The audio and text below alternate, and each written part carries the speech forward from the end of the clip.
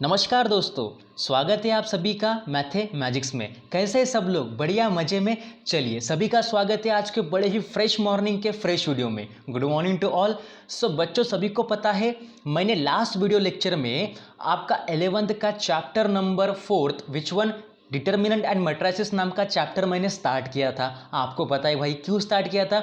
Because हमें 12 का जो चैप्टर नंबर 2 है, कौन सा बच्चों? मैट्रिसेस, वो आपको आराम से समझ में आए, इसलिए आपका बेसिक हो जाए, इसलिए मैंने आपका 11th का वो चैप्टर कौन सा डिटर्मिनेंट एंड मैट्रिसेस स्टार्ट किया है। तो हमारे लास्ट वीडियो लेक्चर में मैंने आपको उसका इंट्रोडक्शन कि एक्चुअली डिटर्मिनेंट मतलब क्या होता है वो आपको मैंने समझा के दिया था।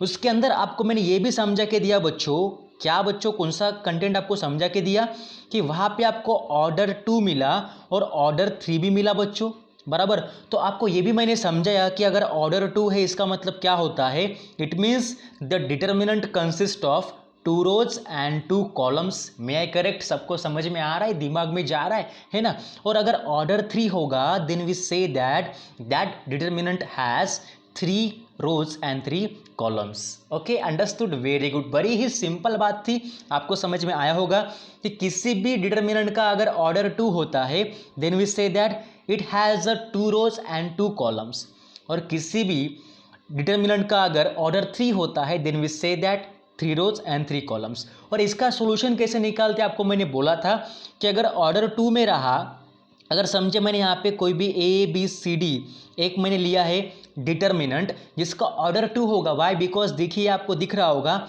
यहाँ पे 2 रोज है और 2 कॉलम्स है। ये पहला रो, ये सेकंड रो, और बच्चों ये पहला कॉलम और ये सेकंड कॉलम, बराबर। इसका हम सॉल्यूशन कैसे निकालते हैं, एक्सपेंशन कैसे करते हैं, आपको मैंने कल समझा के दिया था। कल मतलब जब मैंने आपको लास्ट वीडियो लेक्चर सेंड किया ना, फर्स्ट वाला, उसमें मैंने आपको समझा के दिया था कि इसका हम करते क्रॉस मल्टीप्लाई। क्रॉस मल्टीप्लाई करते समय हमको ये ध्यान में होना चाहिए एक चीज़, कौन सी?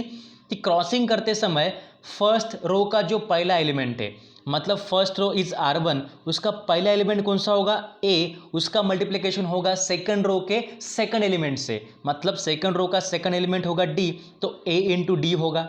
समझ में आ रहा है? उसके बाद जो बचे हुए 2 एलिमेंट्स है, कौन से? बी और सी, इनका भी होगा मल्टीप्लिकेशन। अब आप बोलोगे सर बीच में तो माइनस आता है, तो हाँ बच्चों आप सही हो, इसके बीच में आता है माइनस। ये बन गया expansion for order 2 of determinant. Okay, clear. और अगर ऑर्डर 3 रहा तो कैसे एक्सपेंड करेंगे, ये भी आपको मैंने कल के वीडियो लेक्चर में समझा के दिया था बच्चों, आप सभी को पता है ना? अगर इस तरह से आपको दिखे, अगर मैं यहाँ पे ले लूँ A B C D E F, okay, यहाँ पे जी एच ई। अब आप मुझे बताओ क्या दिया हुआ डिटर्मिनेंट क्या ऑर्डर 3 का होगा? तो आप बोलोगे सर हाँ होगा। तो मैं एक काम करता हूँ, इसको एज्यूम करता हूँ कैपिटल डी, है ना? Capital D equals to the given order 3 determinant. अब एज्यूम कर सकते हो, सिर्फ डिटर्मिनेंट को लेते समय कैपिटल लेटर से लेते आना चाहिए।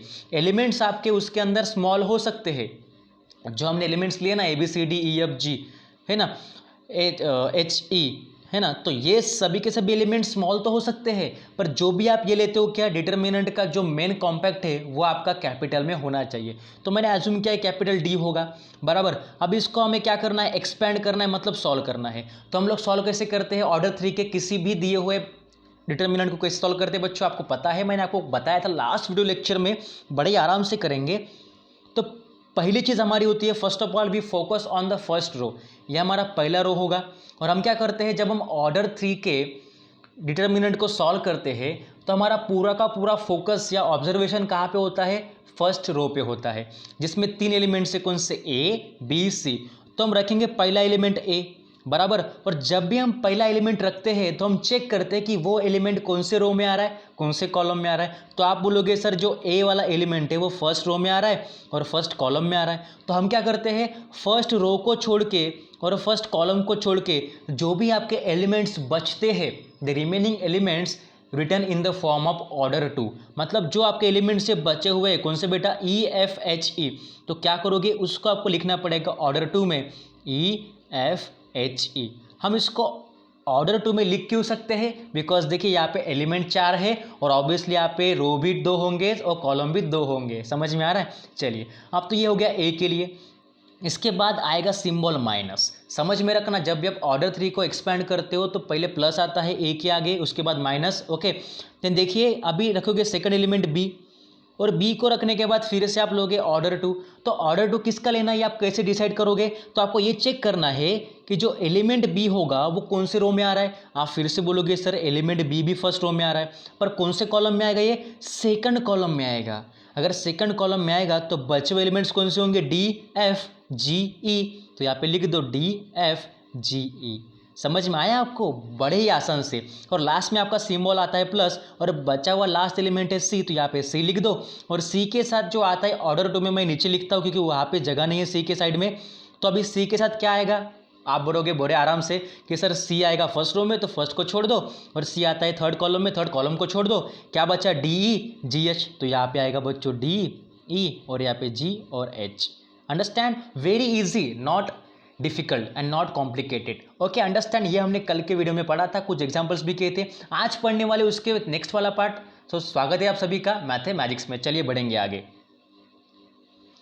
तो बच्चों सी ऑन द टेक्स्ट बुक, आपको टेक्स्ट बुक दिखाई दे रही होगी 11th की, आपके पास होगी, तो टेक्स्ट बुक को देख के आराम से देखो मैं क्या बोल रहा हूँ। हालांकि मैं आपको एक्सरसाइज के क्वेश्चन अभी करवा के नहीं दूंगा, आपको सिर्फ शॉर्ट एग्जांपल्स, कुछ कुछ आपको सिर्फ डाउट आपके मन में क्लियर हो इसलिए आपको करवा के दूंगा सिर्फ शॉर्ट एग्जाम्पल्स। बाकी बचे हुए जो क्वेश्चन है एक्सरसाइज के, उसका आपको मैं PDF सेंड कर दूंगा, ठीक है, जैसे हमारे ये कंप्लीट होगा। अंडरस्टैंड? डोंट बी वरीड, डरना नहीं है, अच्छा होगा, ठीक है। चलिए तो आज का हमारा टॉपिक होगा बच्चों minors and cofactors of element of determinants, है ना। अभी माइनर्स क्या होगा, कोफैक्टर्स कैसे निकालेंगे, ये हमें पढ़ना है डिटर्मिनेंट में आज के सेशन में। चलिए तो हम क्या करेंगे, let capital A equals to order 3 determinant, बराबर। यहाँ पे हमने एज्यूम किया है कि ए मतलब क्या होगा, कैपिटल ए से हम दिखाते हैं, या कैपिटल किसी भी कैपिटल लेटर से आप लोग डिटर्मिनेंट को शो कर सकते हो। हालांकि उसके अंदर आने वाले एलिमेंट स्मॉल होंगे तो उसमें कोई डिफिकल्टी नहीं है, पर उसको दिखाने वाला जो आपका एलिमेंट होगा वो आपका कैपिटल होना चाहिए। That's why capital A equals to in the order 3 determinant A11 A12 A13 A21 A22 A23 A31 A32 A33 be a given determinant हमने एज्यूम किया है। अब इसके बाद इसको एज्यूम करने के बाद हमें क्या देखना है बच्चों, first of all we have to know first minor क्या होता है ना। हमें माइनर और कोफैक्टर देखना है। तो पहले हम देखेंगे माइनर क्या होगा किसका, ए आई जे का, है ना। तो ए आई जे का मतलब क्या होता है, तो बच्चों ए के साथ जो आई लगा हुआ है, आई दिखाता है आपका रो, बराबर, आई दिखाता है रो, और जे दिखाता है बच्चों आपका कॉलम। आपको मैंने लास्ट वाले वीडियो में बताया था कि ए के नीचे में जो भी बेस होता है उसका पहला नंबर जो होगा वो रो दिखाएगा और सेकंड नंबर कॉलम दिखाएगा, बराबर। तो देखिए इसमें it is defined as the determinant obtained by eliminating the ith row. देखिए आपको बोला ith रो क्योंकि आई क्या होगा, रो होगा, एंड jth कॉलम क्योंकि जे क्या होगा, कॉलम होगा ऑफ ए डिटर्मिनेंट का। That is the row and the column that contains the element A I j are omitted. Omitted करना मतलब निकाल देना, ठीक है। आपके लैंग्वेज में ओमिटेड करना कोई अलग होता होगा, पर मैथमेटिक्स में ओमिटेड करना मतलब निकाल देना। We denote the minor of element A I J. अगर हम ए आई जे को निकालेंगे तो फिर दिखाएंगे कैसे, आपके दिमाग में सवाल आएगा, सर अगर आप ए आई जे को निकाल दोगे तो फिर दिखाओगे कैसे। तो बच्चों इसको दिखाने के लिए माइनर लिखा हुआ है, तो माइनर का फर्स्ट लेटर क्या होता है, M, that's why capital M I J, बराबर। तो आपको इस ए आई जे के जगह पे capital M I J use करना है। अंडरस्टैंड? That's very easy. अब इसको कैसे सॉल्व करेंगे देखिएगा। In case of above determinant capital A, अगर हम देखेंगे अबव मतलब ये वाला जो हमने नीचे में देखा अभी, अगर इसके बारे में अगर बात करें तो इसके माइनर्स क्या क्या होंगे हमें अभी देखना है। चलिए देखेंगे यहाँ पे। ओके, तो माइनर ऑफ A11, अगर हम A11 का माइनर अगर निकालते हैं तो ऑब्वियसली A11 हट जाएगा। आपको अभी बोला ना कि अगर ए आई जे अगर होगा इसको आपको काट देना है, ओमिटेड करना है, तो क्या बनेगा इसका, एम आई जे बनेगा। समझ में आ रहा है? Very interesting, just easy, just take it easy. Okay, समझ में आएगा। Maths is very easy, don't be complicated. कि ए आई जे हमें निकालना था उसको हमें एम आई जे हमने बना दिया, बराबर। तो यहाँ पे जब माइनर ऑफ मैं A11 लूँगा, किसका माइनर बच्चों, इस A11 का माइनर, तो आपको एक चीज़ पता है कि जब भी मैं इस इस ऑर्डर 3 के डिटर्मिनेंट को सॉल्व करूँगा तो मुझे पता है अगर मैं A11 लूँगा तो बचा हुआ पार्ट कौन सा होता है बच्चों, फर्स्ट रो और फर्स्ट कॉलम काटने के बाद A22 A23, बराबर, ये वाला पार्ट बचता है ना बच्चों आपका A32 और A33, बराबर। और अभी हम क्या पढ़ रहे हैं, माइनर। तो माइनर में हम लोग क्या नहीं करते बच्चों, माइनर में हम लोग ए के बेस में जो पार्ट होगा उसे हम निकाल देंगे, उसको करेंगे कन्वर्ट किस में, m में। तो क्या होगा, a11 की जगह पे m11 आएगा, m11 इक्वल्स टू, तो ये आएगा किस में, ऑर्डर 2 में। अब इसको सॉल्व कर लो, क्या होगा, इसको सॉल्व करने के बाद आपको क्या मिलेगा बच्चों, इन दोनों का क्रॉस और इन दोनों का क्रॉस, मतलब होगा a22 into a33 minus of a23 into a32। Understand, very easy concept, not difficult. चलिए अभी देखिए ऊपर में क्या होगा। ओके चलिए यहाँ पे देखिए कि मैंने a11 का माइनर लिया तो a11 हट गया, तो क्या बना इसका, m11 बना, बराबर। और m11 है तो आपको पता है a11 लेना मतलब फर्स्ट रो और फर्स्ट कॉलम को छोड़ के बचे हुए एलिमेंट्स आप क्या आएंगे, ऑर्डर 2 में। ये मैंने लिखा था अभी, और ये उसका हो गया क्रॉस मल्टीप्लाई, समझ में आया। और अगर हमें माइनर ऑफ a12 लेना हो तो, है ना, अगर हमें इस a12 का अगर माइनर लेना है बच्चों, तो क्या होगा, हम फर्स्ट रो को और सेकंड रो को छोड़ देते हैं। हमारे एलिमेंट कौन से बचे बच्चों, a21 a23 a31 a33। पर जबकि हमें a12 लेना है क्या माइनर में, नहीं, क्या लेना है, m12 लेना है।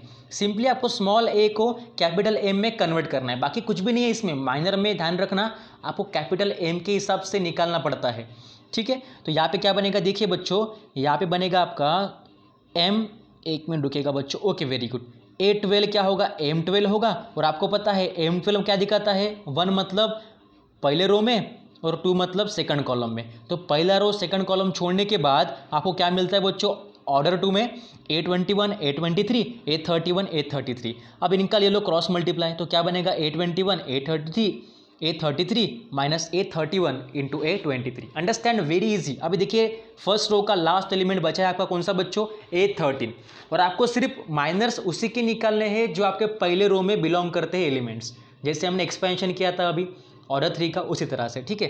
तो यहाँ पे m13 भी क्या बनेगा, वही a13 निकल जाएगा, बनेगा m13, और m13 मतलब फर्स्ट रो थर्ड कॉलम, 13 है ना, तो first row third column. Understand, पहला रो और थर्ड कॉलम को छोड़ने के बाद क्या बचेगा हमारा ऑर्डर 2 में, a21 a22 a31 a32, दोनों का कर लो cross, you get a21 into a32 minus a31 into a22। Understood. चलिए इसी के साथ similarly we can find the minors of other elements, है ना। इसी के साथ हम किसी भी अदर एलिमेंट के माइनर भी निकाल सकते हैं। ज़रूरी नहीं कि यहाँ पे आप पहले रो के निकालो, आप किसी भी एलिमेंट के निकाल सकते हो। ओके अगर चलिए अगर आपने ये सोचा कि सर अभी तक तो आपने इसके निकाल के दिए, अगर हमें यहाँ में से अगर कोई निकालना हो, तो अगर मुझे a21 का अगर माइनर निकालना है तो मैं कैसे निकालूँ, तो बच्चों a21 कट जाएगा, इसका क्या बनेगा बच्चों, m21 बचेगा। माइनर ऑफ a21 क्या बनेगा, m21 बनेगा। अब a21 आप क्या देखते हो कि ये आएगा सेकंड रो में और फर्स्ट कॉलम में, तो सेकंड रो को छोड़ दो और फर्स्ट कॉलम को छोड़ दो, तो क्या बचेगा आपका, देखिए यहाँ पे आपको मैं बताता हूँ बच्चों, एक मिनट रुकिएगा आराम से, कि आपको a21 निकालना है, बराबर। तो इसका बनेगा माइनर m21, तो हम कैसे निकालेंगे, 21 है इसलिए सेकंड रो, 1 है तो फर्स्ट कॉलम, तो सेकंड रो को छोड़ दो फर्स्ट कॉलम को छोड़ दो, तो क्या बचा बच्चों हमारा a12 a13 बराबर, और उसी के साथ a32 a33, इसको लिख दो किस में बच्चों, ऑर्डर 2 में, मतलब a12 a13 और नीचे में a32 a33। समझ में आया, कुछ भी डिफिकल्ट नहीं है बच्चों, बड़े आराम से आप करो, आपको समझ में आएगा, ठीक है, इस तरह से। अब देखिए नेक्स्ट यहाँ पे क्या दिया है बच्चों, कि को फैक्टर ऑफ aij। अभी तक तो हमने माइनर देखा किसका, aij का, कि aij का माइनर क्या बनता है, mij, जो कि आपको लिखने में आसानी है, आपको अभी मैंने बताया कैसे लिखना है, ठीक है। अभी उसी aij का को फैक्टर क्या बन सकता है, तो को फैक्टर ऑफ aij, देखिए अभी तक हमने माइनर देखा जो बनता है m के फॉर्म में, अब को फैक्टर कैसे बनेगा, देखिए को फैक्टर बनता है -1 to the power i plus j के फॉर्म में इनटू mij, उसके साथ होगा मल्टीप्लाई में, ये बनेगा आपका cij। c मतलब क्या होगा बच्चों, को फैक्टर, समझ में आ रहा। तो मैंने क्या किया, देखिए पहले मुझे को फैक्टर निकालना है किसका बच्चों, मैं यहाँ पे पहले लिखूंगा को फैक्टर किसका, aij का मुझे निकालना है, तो को फैक्टर ऑफ aij का क्या होगा बच्चों, cij होता है। जिस तरह से आपने माइनर में aij को हटा के mij किया था, समझ में आ रहा, जिस तरह से अभी आपने माइनर में aij को हटा के बच्चों mij किया था, यहाँ पे भी आपको aij की जगह पे क्या रखना है, cij बनेगा। को फैक्टर ऑफ aij क्या बनेगा बच्चों, cij बनेगा। तो cij क्या बनता है बच्चों, यहाँ पे क्या होता है, -1 के पावर में दो जो बेस में है उन दोनों का एडिशन, मतलब i प्लस जे, और इनटू में क्या आएगा बच्चों आपका, जो भी आपका यहाँ पे माइनर बनेगा, है ना, उसका जो आप माइनर निकालते हो इस बेस का, उसका माइनर उसके साथ मल्टीप्लाई में होगा। ठीक है, आराम से आपको समझ में आया होगा। अब देखिए यहाँ पे आपको दिख जाएगा कि the same definition can also be given for element in 2x2 determinant. Okay, तो यहाँ पे आपको माइनर भी निकाल सकते हो किसका, ऑर्डर 2 का। अभी तक हमने देखा ऑर्डर 3 के लिए माइनर निकालना देखा था बच्चों। यहाँ पे ऑर्डर 2 का माइनर कैसे निकालोगे, अगर हमें ए का निकालना है माइनर तो आप पहला रो फर्स्ट कॉलम छोड़ दो, क्या बचेगा, डी बचेगा। That's why the minor of A is D बनेगा। अगर आपको बी का निकालना है बच्चों तो बी कहाँ है, फर्स्ट रो में है, तो पहला रो और सेकंड कॉलम छोड़ दो, क्या बचेगा, सी बचेगा।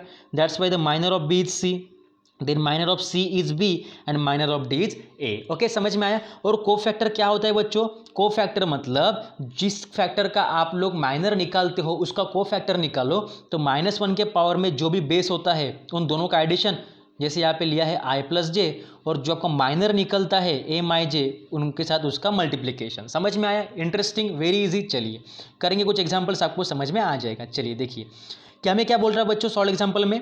देखिए यहाँ पे बोल रहा है हमें कि find the minors and cofactor of the elements of the determinant. क्या करना है यहाँ पे हमें कि दिए गए ऑर्डर 2 का यहाँ पे हमें माइनर निकालना है और उसी के साथ कोफैक्टर भी निकालना है।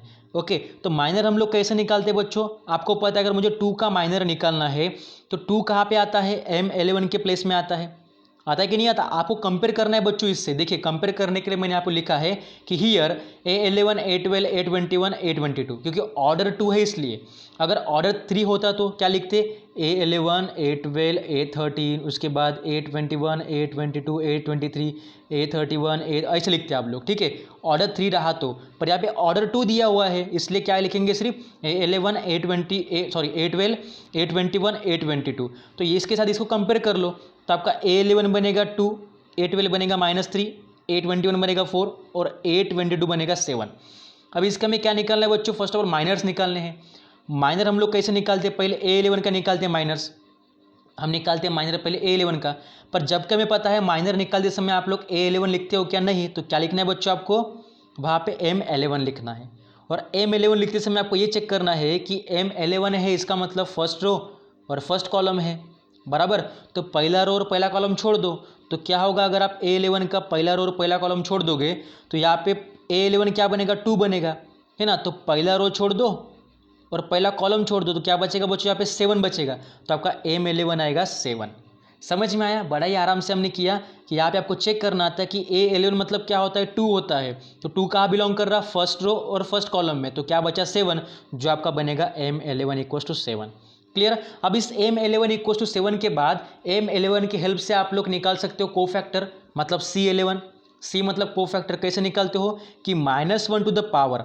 अब पावर में हमने i प्लस जे लिया था क्योंकि यहाँ पे i j था, यहाँ पे 1 1 है पावर में, सॉरी बेस में, तो क्या करोगे 1 + 1 करोगे। जो भी यहाँ पे बेस दिया होता है दोनों को आपको एडिशन करके पावर में लिखना पड़ता है, इनटू M11, ये आपका फार्मूला है ना, अभी आप देख लो। फिर ये -1 का पावर ये 2 हो जाएगा, मतलब -1 का स्क्वायर हो जाएगा, ये बनेगा +1। मैंने डायरेक्ट किया है, 1 + 1 2 होगा, -1 का स्क्वायर +1, और M11 कितना है बच्चों, देख लो यहाँ पे कितना है 7, तो 1 × 7 7। दैट्स वाई यहाँ पे देखिए बच्चों लिखा है कि M11 अगर 7 है तो C11 भी कितना आएगा, 7 आएगा। ठीक है, आराम से आपको समझ में आया। इस तरह से आप लोग बचे हुए M12 निकाल सकते हो। M12 निकालने के लिए आप देखते हो कि M12 आपका यहाँ पे क्या होगा बच्चों, A12 क्या है देख लो पहले। M12 को निकालने से पहले A12 क्या है देख लो, A12 क्या है, -3 है, तो -3 कहाँ बिलोंग कर रहा, फर्स्ट रो सेकंड कॉलम में। इनको छोड़ने के बाद क्या बचता है, 4 बचता है। तो आपका A12 मतलब M12 क्या बनेगा बच्चों, क्योंकि हम A12 लिखते हैं क्या माइनर में, नहीं लिखते, हम लिखते हैं M के फॉर्म में, तो ये बनेगा आपका 4 ओनली, बराबर। इसका निकालो कोफैक्टर C12 का, तो वो बनेगा आपका -1 के पावर में क्या आएगा बच्चों, अभी आप बोलोगे सर यहाँ पे देखो बेस में 1 2 है, तो 1 + 2 हो जाएगा, बराबर। क्या बनेगा बच्चों, 1 + 2, और यहाँ पे M12 हो जाएगा। -1 का पावर कितना होगा, अभी 3 होगा, और M12 कितना है 4, यहाँ पे आएगा 4। -1 का पावर 3 टाइम्स, मतलब -1³ क्या होता है, -1 ही होता है, -1 × 4 -4। आपका कोफैक्टर बन गया बच्चों -4, बराबर, समझ में आया। और आपका M12 बना -4, देखिए यहाँ पे चेक कर लो, दिख रहा है आपको, M12 बना था 4 और यहाँ पे स्वीट 12 है बच्चों के, टेक्स्ट बुक में प्रिंटिंग मिस्टेक है, वहाँ पे देख लो, आप लोग करेक्शन कर लो कि वहाँ पे C12 होना चाहिए था, वहाँ पे C11 हुआ है, टेक्स्ट बुक में मिस्टेक है, तो वो आएगा -4। बाकी रिमेनिंग आप लोग कर लो M21 M22 के लिए, वो तो आप लोग आराम से कर सकते हो, सभी के लिए आपको करना है, ठीक है। इस तरह से आपने माइनर भी निकाले और को फैक्टर भी निकाल लिए सभी के लिए, ठीक है। बाकी देख लो अभी लोग सेकंड क्वेश्चन, सेकंड में क्या दिया है, ऑर्डर 3 दिया है बच्चों। तो ऑर्डर 3 में हम लोग क्या करते हैं, आपको पता है कि फर्स्ट एलिमेंट को लेते हैं रो फर्स्ट के, और उस कहाँ बिलोंग करता है, उस पार्ट को छोड़ के बचे हुए पार्ट को हम लेते हैं ऑर्डर 2 में। इस तरह से ये बन गया आपका माइनर। और को फैक्टर निकालने की एक ही टेक्निक है, कौन सी, कि -1 के पावर में जो बेस वाले नंबर है उनका एडिशन, और जो आपका माइनर निकला है उसको मल्टीप्लाई में ले लो, ये बनेगा इसका आंसर 4 पहले का। तो बेटा सिमिलरली आपको सभी के लिए करना है, M12 के लिए, M13 के लिए, M21 M22 के लिए, उसके बाद M23 देखो इस साइड में, C23 के लिए, सभी एलिमेंट के लिए करके देखो, आपको आ जाएगा आराम से, ठीक है। तो बच्चों इस तरह से हमने माइनर और कोफैक्टर समझ लिया अभी, बाकी इसमें कोई डाउट रहा तो मुझे पूछना, ठीक है। अब देखिए यहाँ पे क्या दिया है कि expansion of determinant by using minor and cofactor of any row and column, कि किसी भी डिटर्मिनेंट का माइनर एंड कोफैक्टर यूज करके आप लोग रो का एक्सपेंशन कैसे कर सकते हो। तो बच्चों देखिए, पहले रो का अगर आपको एक्सपेंशन करना है तो आप कैसे करोगे, A11 into C11 plus A12 into C12 plus A13 plus C13। ये हो गया बच्चों एक्सपेंशन किसका, माइनर एंड कोफैक्टर के फॉर्म में रो का। ये किसका है, रो का है। अब कॉलम का देखो क्या करेंगे, A12 C12, A22 देखिए A22 C22, A32 C32। कोई भी इसमें डरने वाली बात नहीं है, जिस फॉर्म में आप A लिखते हो, जिस नंबर के साथ आप A लिखते हो, उसी नंबर के साथ आपको C लिखना पड़ता है। ओके, यहाँ पे अगर आपने A11 लिया है तो उसके रिस्पेक्ट में आपको C11 लेना पड़ेगा। ओके, सिंपल है, बाकी कुछ भी नहीं है, ये फार्मूले सब आपको दिए हैं, आराम से पढ़ो, ठीक है। इसके देखो फॉर्मेट में आपको एग्जाम्पल दिया है कि find the value of x, if आपको दिया है कि इस डिटर्मिनेंट की वैल्यू क्या होगी, -10 होगी। तो अभी x कैसे निकालेंगे, तो आपको यहाँ पे यूज़ करना ये फार्मूला। पहले आप चेक कर लो कि x कहाँ पे आ रहा, कॉलम में आ रहा कि रो में आ रहा। तो आप बोलोगे सर ये आ रहा कॉलम में, पहले कॉलम में आ रहा और सेकंड और थर्ड रो में आ रहा। तो आप लोग क्या करोगे, आपको सिंपली यही फार्मूला यूज़ करना है, कौन सा, जो यहाँ पे हमने लिखा है रो वाला। देखिए A11 C11, तो A11 क्या है, x है, C11 कैसे निकालेंगे, ये आपको दिख जाएगा यहाँ पे। या फिर बाकी आप लोग इस तरह से करने से अच्छा आप कर लो एक्सपेंशन 3 के हिसाब से। कैसे, कि अगर आप पहला एलिमेंट लेते हो x, तो आप चेक करते हो कि बाकी किस में आएंगे, पहला रो और पहला कॉलम छोड़ के 1 इंटू 5 5, -3 इंटू -4 -12, ठीक है। ये तो +12 होगा, पर बीच में माइनस ऑब्वियसली है। इसको आपको सॉल्व करना है ऑर्डर 3 का एक्सपेंशन देखिए, इसको देख के नहीं, ओके। और आप सॉल्व कर लोगे और वैल्यू आपके पास -10 पहले से गिवन है, तो आपको x मिल जाएगा यहाँ पे बच्चों 1। आसान है, इसमें कुछ भी नहीं है। मैं आपको क्यों नहीं बता रहा पूरा का पूरा, क्योंकि ये छोटे बच्चे भी कर लेंगे, 10th क्लास में आपका ये इवैल्यूएशन हुआ है, ठीक है। चलिए बाकी आगे बढ़ेंगे। अभी आगे बढ़ने के बाद यहाँ पे आपको मिलेंगे बच्चों कुछ एग्जाम्पल सॉल्व वाले, एक्सरसाइज 4.1, तो आप ट्राई कर लो। अगर आपको माइनर, ऑर्डर 3 का एक्सपेंशन, ऑर्डर 2 का एक्सपेंशन, को फैक्टर समझ में आया होगा तो आप लोग आराम से कर लोगे। सभी के सभी सॉल्व भी करने हैं और एक्सरसाइज भी करने हैं। अब देखिए प्रॉपर्टीज ऑफ डिटर्मिनेंट क्या होगी, प्रॉपर्टीज पढ़ेंगे कुछ आज, बाकी बचाव पार्ट जो इसमें है वो कल के लेक्चर में हम कंप्लीट कर देंगे, ठीक है। तो प्रॉपर्टीज क्या है बच्चों, देख लो कि in the previous section we have learn how to expand the determinant. हमने प्रीवियस वीडियोस में, मतलब इस वीडियो में और इसके पहले वीडियो में हमने ये देखा था कि किसी भी डिटर्मिनेंट को हम लोग एक्सपेंड कैसे कर सकते हैं, उसका सोल्यूशन कैसे निकाल सकते हैं। Now we will study the some properties of determinants, they will help us to evaluate the determinant more easily. अब हम पढ़ेंगे कुछ डिटर्मिनेंट की प्रॉपर्टीज जिसके हेल्प से आप लोग इजीली सॉल्व कर सकोगे। चलिए तो बच्चों देखिए यहाँ पे लेट्स वेरीफाई में पहला आपका होगा प्रॉपर्टी 1, पढ़िए आराम से, देखिए आपको ये लिखना भी है, the value of determinant remains unchange if its rows are turn into columns and columns are turn into rows. इसका मतलब क्या होता है कि डिटर्मिनेंट की वैल्यू जो है ना वो अनचेंज मतलब चेंज नहीं होगी। कब, जब आप रोज को कॉलम के फॉर्म में टर्न करते हो या चेंज करते हो, या फिर कॉलम को रोज के फॉर्म में टर्न करते हो। किस तरह से, देखिए यहाँ पे आपको दिख रहा है कि अगर मैंने कोई भी एक डिटर्मिनेंट उठा लिया ऑर्डर 3 का, capital D equals to A1 B1 C1 A2 B2 C2 A3 B3 C3, तो हमारी पहली प्रॉपर्टी क्या बोलती है कि अगर हम रोज को कॉलम में कन्वर्ट कर दे और कॉलम को रोज में अगर कन्वर्ट कर दे तो आने वाला जो आंसर होगा वो अनचेंज होगा, है ना, दोनों के फॉर्म में। अब देखिए ये तो आपका सिंपल वाला हो गया, इसको अगर आप सॉल्व करोगे, एक्सपेंड करोगे तो क्या बनेगा, A1, इसके बाद ये रो और ये कॉलम छोड़ के B2 C2 B3 C3, इनका होगा क्रॉस मल्टीप्लाई। इसके बाद B1, तो सेकंड कॉलम फर्स्ट रो छोड़ के बचेगा A2 C3 minus A3 C2। ये आपको डायरेक्ट करते आना चाहिए, okay. Plus then C1 last element row 1 का, ब्रैकेट में A2 B3 minus A3 B2, okay. ये बन गया आपका इक्वेशन नंबर फर्स्ट। क्यों? क्योंकि हमने पहले लिया है नॉर्मल डिटर्मिनेंट। अभी हमारी प्रॉपर्टी क्या बोलती है पहले बच्चों, देखिए यहाँ पे कि अगर हम क्या करें, टर्न इनटू, मतलब रोज को टर्न करें कॉलम्स में एंड कॉलम्स अगर टर्न करें रोज में, तब भी हमारी जो वैल्यूज होंगी ये वाला सॉल्यूशन हमारा सेम होगा। अनचेंज होना मतलब सेम रहना, ठीक है। तो क्या होगा देखिए, अगर हम इसको चेंज करते हैं तो चेंज कैसे करेंगे बच्चों, देखिए यहाँ पे कि इस A1 B1 C1 जो आपका R1 है, A2 B2 C2 जो आपका R2 है, A3 B3 C3 जो आपका R3 मतलब थर्ड रो है, और ये आपका पहला कॉलम है, सेकंड कॉलम है, थर्ड कॉलम है। तो मैं क्या करूँगा, रोज को कॉलम में लिख लूँगा और कॉलम को रोज में लिखूँगा।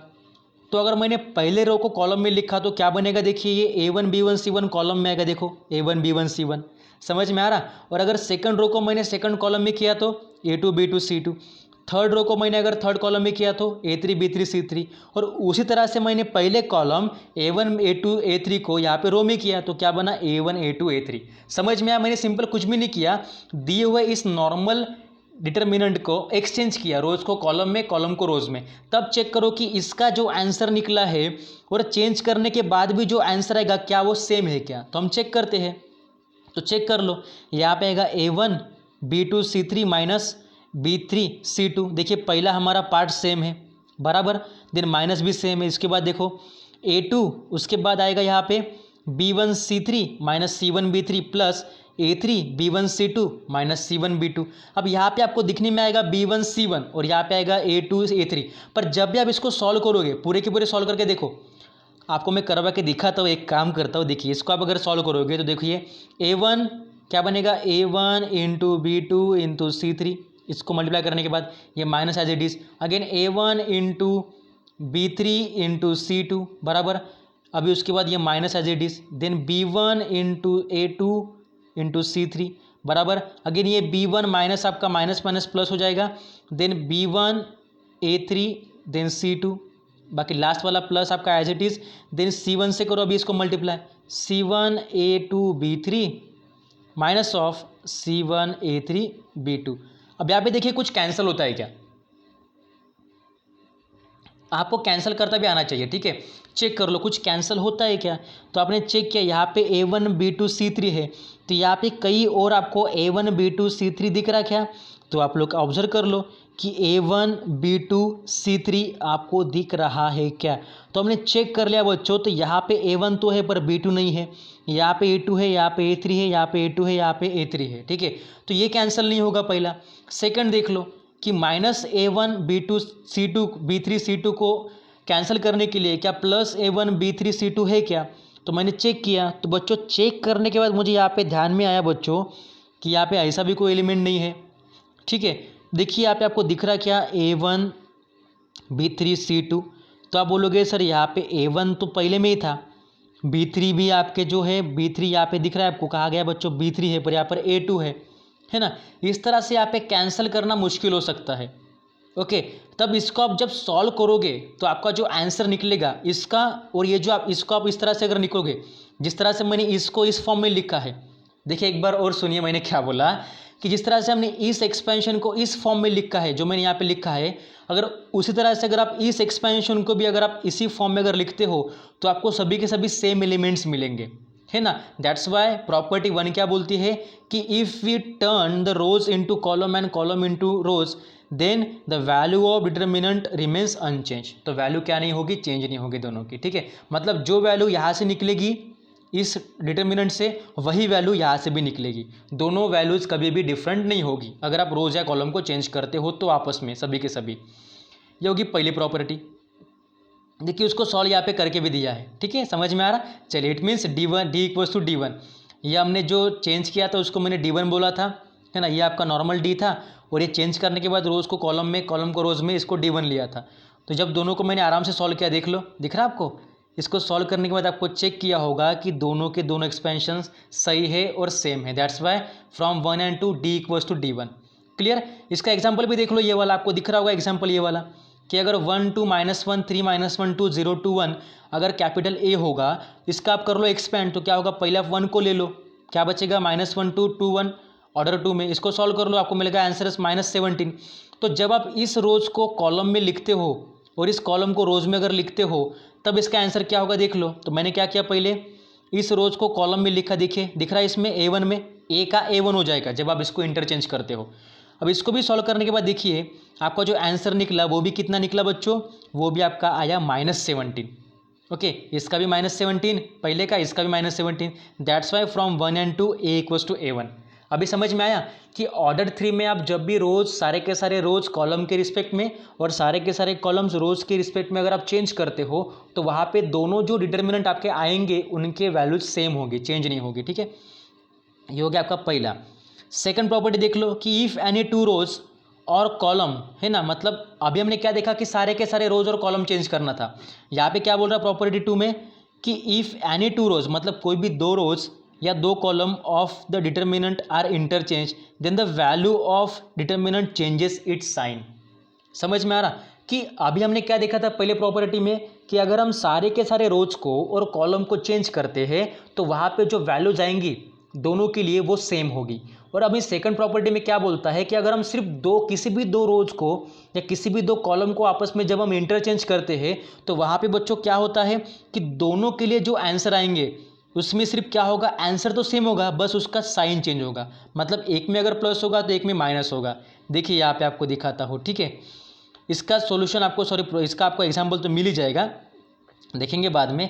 पर पहले देखिए प्रॉपर्टी नंबर 3 क्या होती है कि इफ़ एनी टू रोज और columns of a determinants are identical.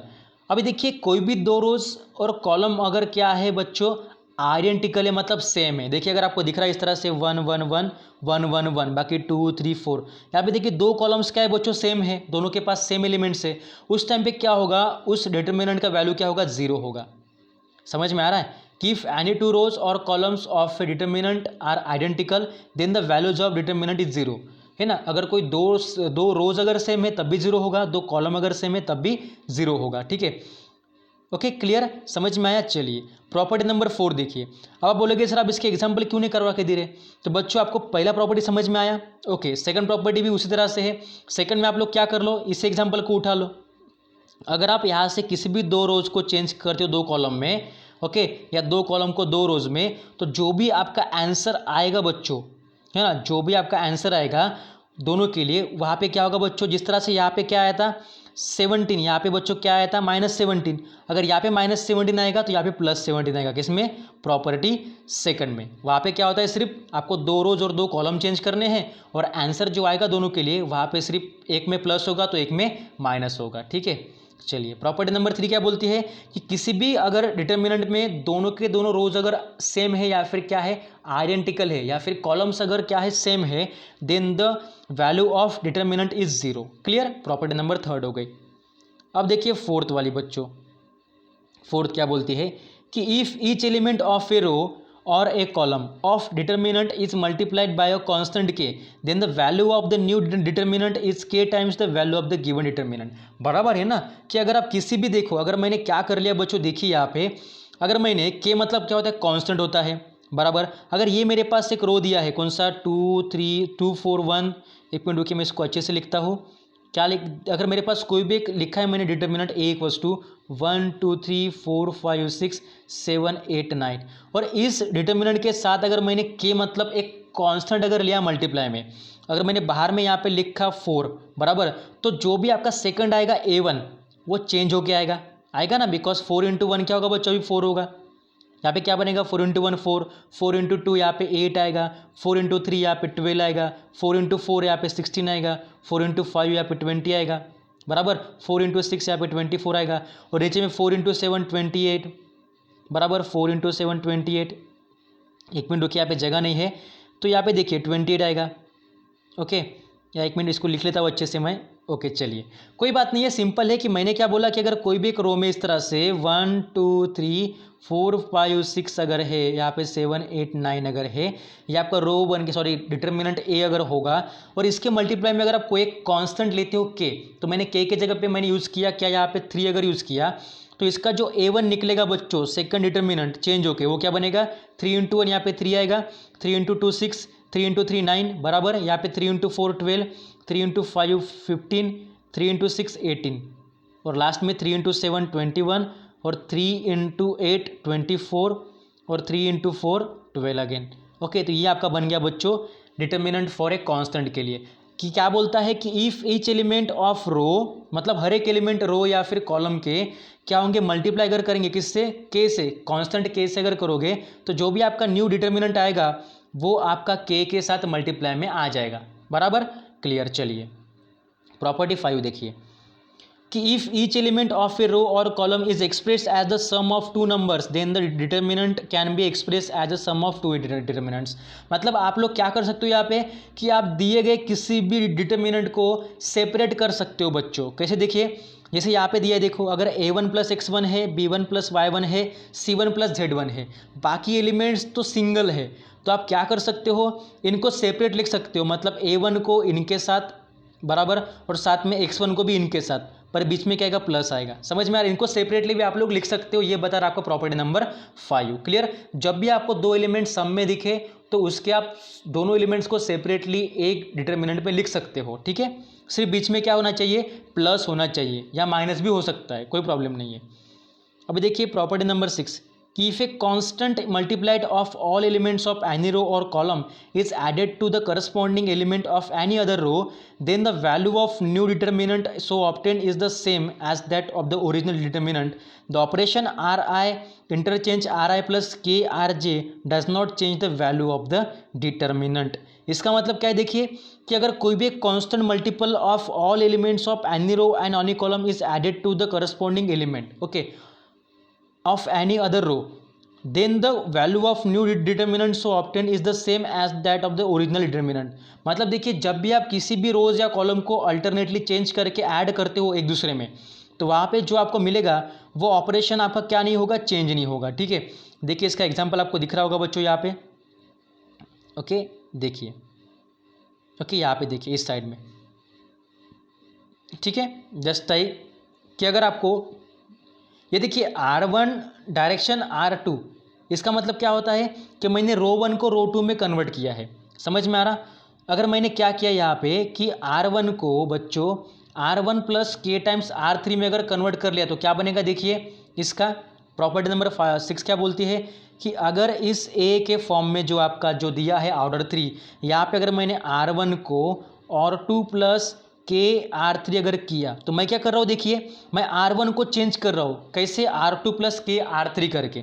तो R1 क्या आपका A1 B1 C1 है, तो A1 पहले बनने से पहले वो कैसे बनेगा R2, मतलब R2 का पहला एलिमेंट क्या है A2 + के R3 क्या है आपका A3 है, तो ये बनेगा आपका पहला एलिमेंट A2 + के A3, ये आपका बनेगा R1 का पहला एलिमेंट। सेकंड क्या बनेगा B1 ओके सॉरी B2 + के B3 बनेगा। देखिए यहाँ पे वैसे करें ना हम R1 को चेंज कर रहे विद रिस्पेक्ट टू R1 + के R3 के रिस्पेक्ट में, इसलिए क्या बनेगा, सॉरी वहाँ पे R1 था ओके, R1 + के A3 B1 + के B3 C1 + के C3। कुछ भी नहीं करना, मैंने क्या किया R1 को चेंज किया, R1 को चेंज किया मैंने R1 + के R3 के साथ। तो R1 का पहला एलिमेंट रख दो यहाँ पे A1 + के आपका रहेगा एज इट इज़ और R3 का पहले एलिमेंट रख दो A3, तो ये बनेगा आपका पहला वैल्यू किसका, इसका। दिख रहा है आपको। अगर आपको चेंज करना है R1 के सेकंड एलिमेंट को तो सेकंड होता है B1 + के और R3 का सेकंड एलिमेंट है बच्चों B3। इस तरह से आपको यहाँ पे चेंज कर सकते हो। ठीक है, यही बोलता है आपका प्रॉपर्टी नंबर 6। अब देखिए प्रॉपर्टी नंबर 7 क्या होगी बच्चों, है ना। प्रॉपर्टी नंबर 7 यहाँ पे दी होगी शायद, नहीं शायद मुझे लगता है यहाँ पे प्रॉपर्टीज बच्चों 6 ही दी हुई है, क्योंकि इस टेक्स्ट बुक में नहीं है, 7वीं है ना बच्चों, देख लो ना, है ना। अब देखिए यहाँ पे क्या दिया है, diagonal of determinant and main diagonal of determinant आप कैसे निकाल सकते हो।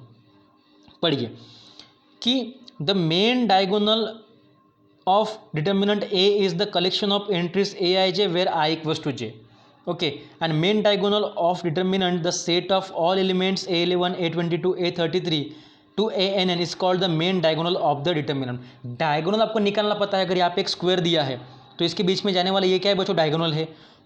उसी तरह से अगर यहाँ पे एक दिया है डिटर्मिनेंट इस तरह से, मतलब A1, देखिए मैं आपको निकाल के बताता हूँ। अगर यहाँ पे दिया है A B C EFGHIJ। तो बच्चों इस डिटर्मिनेंट का डायगोनल क्या बनेगा, 20 में से देखो आप कौन से एलिमेंट है, A, F और G, तो इसका बनेगा AFG is the diagonal of the given determinant. समझ में आया आपको? या फिर बोल सकते हो CFH, या फिर लिख सकते हो CFH, पर मैक्सिमम टाइम हम इसी साइड से लेते हैं, लेफ्ट साइड से। ठीक है, क्लियर? चलिए, ये बन गया डायगोनल का। अब लास्ट प्रॉपर्टी है बच्चों कौन सी, ट्रायंगल की, कि आपको डिटर्मिनेंट में ट्रायंगल बनाते आना चाहिए। कैसे बनेगा देखिए, कि if each element of a determinant above और below the main diagonal is 0 then the value of the determinant is equal to the product of the its diagonal element. मतलब क्या होगा देखिए, अगर आप दिए गए इस तरह के, देखिए इस तरह के दिए गए आप डिटर्मिनेंट को चेंज करते हो, आपको क्या चाहिए, एक तो अपर आप ट्रायंगुलर ले सकते हो या लोअर ले सकते हो। अपर लेने के लिए आपको इस तरह के 0 मिलने चाहिए, ये बन गया ट्रायंगल, और लोअर के लिए इस तरह के 0 मिलने चाहिए, ये बन गया ट्रायंगल। तो इनका जो क्या होगा बच्चों, इनका जो डिटर्मिनेंट का वैल्यू आएगा वो आने वाले डायगोनल के प्रोडक्ट के इक्वल होता है, बराबर। मतलब जो आपका होगा डायगोनल, देखिए यहाँ पे A1 A2 B2 C3 है ना डायगोनल, ये वाला A1 B2 C3 ये बनेगा किसके इक्वल, जो आपका मेन दिया है डिटर्मिनेंट उसके वैल्यू के इक्वल। आपको ये थोड़ा समझने में डिफिकल्ट लग रहा होगा बच्चों, पर आप जब भी इसमें सॉल्व एग्जाम्पल्स करोगे तब आपको सारा का सारा पोर्शन समझ में आ जाएगा। ठीक है, चलिए ये आपको सॉल्व एग्जाम्पल्स दिए हैं, यहाँ पे आपकी प्रॉपर्टीज होती है खत्म। ओके, और ये प्रॉपर्टी नंबर 7 एक बार मैं रिपीट कर दूं, शायद आपके दिमाग में नहीं गई होगी। तो देखिए बच्चों कि जब भी आपको ट्रायंगल वाला फॉर्म दिखे, अब ट्रायंगल वाला फॉर्म कैसे दिखेगा, तो यहाँ पे देखिए एलिमेंट्स सभी होंगे, पर यहाँ पे A रहा, यहाँ पे 0 0 और यहाँ पे अगर 0 है, यहाँ पे B C D E F। तो यहाँ पे जब आपको इस तरह के ट्रायंगल के फॉर्म में अगर 0 दिखते हैं, है ना, डिटर्मिनेंट ऑफ ऑर्डर 3 में ट्रायंगल के फॉर्म में अगर आपको 3 0 अगर दिखते हैं, ऐसा नहीं कि यहाँ पे 0 होना चाहिए, यहाँ पे होना चाहिए, ट्रायंगल भी बनना चाहिए ना। तो इस तरह के आप क्या करते हो, डायगोनल की वैल्यू निकालते हो, क्या बच्चों, ACF ये इक्वल होगी किसके, इस पूरे के पूरे डिटर्मिनेंट के।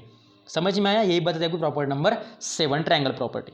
ठीक है, अभी आप क्या कर लो, ये सॉल्व एग्जांपल्स कर लो सारे के सारे। बाकी एक्सरसाइज 4.2 भी आप लोग कर सकते हो, ट्राई कर सकते हो। बाकी इसमें बचा हुआ जो पार्ट है बच्चों कौन सा, application of determinants, Cramer's rule, okay, इसके कुछ थ्योरम्स है, उसके बाद कुछ पार्ट और बचा है। Okay, just like consistency of 3 equation in 2 variables, वो पढ़ेंगे, कुछ थ्योरम भी पढ़ेंगे कल के लेक्चर में। ठीक है, तो आज के लिए इतना पढ़िए, कल मैं कंप्लीट आपको कर दूंगा सारा का सारा पोर्शन, फिर आपको भेज दूंगा आपके एक्सरसाइज के आंसर। ठीक है, तो बच्चों आज आपको क्या क्या करना है एक बार मैं रिपीट कर दूं। आज आपको पढ़ना है माइनर, लिखना है या फिर पढ़ के देखो, एग्जाम्पल सॉल्व करके देखो, आपके टेक्स्ट बुक में दिए सॉल्व एग्जाम्पल्स, कोफैक्टर। उसके बाद बच्चों आपको क्या करना है, देन नाउ प्रॉपर्टीज, कितनी प्रॉपर्टीज है, प्रॉपर्टीज आपके पास 7 दी है, तो सातों के साथ प्रॉपर्टीज आप एग्जाम्पल ले लेके उसको सॉल्व कर करके देखो, आपको आता है क्या, आता है तो अच्छी बात है, अदरवाइज मैं आपको क्लियर कर दूंगा। ठीक है, ये सिर्फ बेसिक है बच्चों, 11 का ये चैप्टर बेसिक है, इसका मेन पोर्शन 12th में दिया है मैट्रिसेस चैप्टर में। ठीक है, इसको सिर्फ पढ़ो, आराम से देखो, सॉल्व करके देखो कि प्रॉपर्टी आपको समझ में आती कि नहीं आती हो, मुझे बोलो, आपको मैं क्लियर कर दूंगा लाइव क्लास में। ठीक है, so all of you take care, keep study, thank you for watching the video. हंसते रहिए, देखते रहिए और प्रैक्टिस करते रहिए। Do practice, keep practice, take care, bye bye.